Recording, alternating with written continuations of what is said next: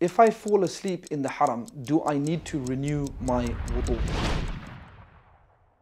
Now, let's deal with falling asleep in the first place. If you fall asleep, the general understanding is if you fall asleep, when you wake up, you need to renew your wudhu.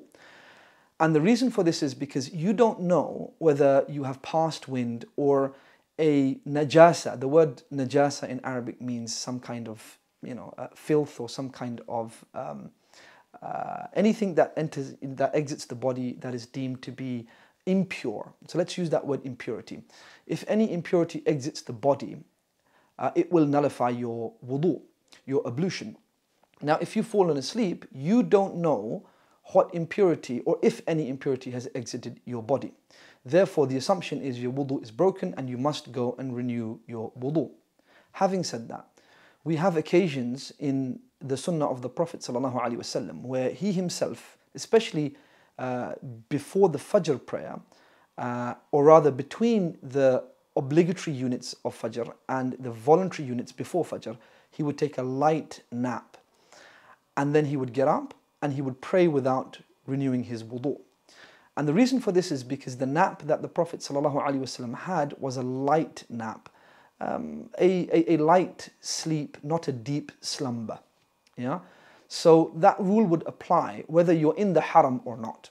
If you are sleeping and it's a light sleep and not a deep slumber, then your wudu is intact. But if you have slept into a deep sleep or a slumber, then your wudu is broken. Now the question is, how do we quantify this?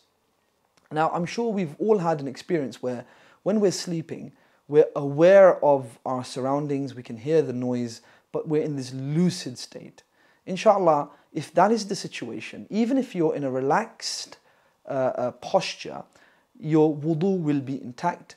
You will assume you have wudu, and then you will go and perform your salah. Remember, there is a principle that certainty is not removed by doubt. So mere doubt whether you have wudu or not does not nullify your wudu. In fact, you assume you have wudu, you go and you pray. However, if you have slept, either you know you've slept in a deep sleep, or you have slept in a very relaxed manner, such that it would have been easy for you to pass wind, then we will assume that your wudu was nullified and you have to go and renew your wudu. Now, if you've lost your wudu whilst being in the courtyard of the haram, let's say you are sleeping near the tawaf area or the sa'i area, it's very difficult to renew your wudu because there are no specific wudu facilities, especially for men in the courtyard. So they will have to leave the mosque, go outside the walls of the haram, and then go to the wudu facility, which is usually located in the white marble outer courtyard.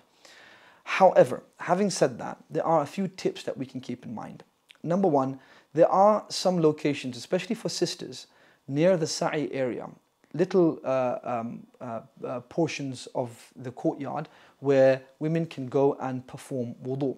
Now, for the men, if there is a sink somewhere where Zamzam is being offered and there's a little gutter and they don't mind you performing your wudu, it's not a problem. You can quickly do your wudu, the obligatory acts, which is washing your face, washing your hands and your arms up to and including your elbows, wiping your head once, washing your feet up to and including the ankles. So you can quickly do those obligatory parts and inshallah your wudu will be done.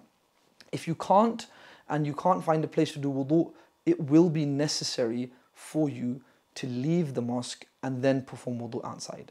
Now, another tip to keep in mind is if you are not in the state of ihram as a man. Now, obviously, if you are in the state of ihram as a man, you can't wear socks. But if you're not in the state of ihram and you have socks on, you could easily just wipe over your socks whilst performing your wudu.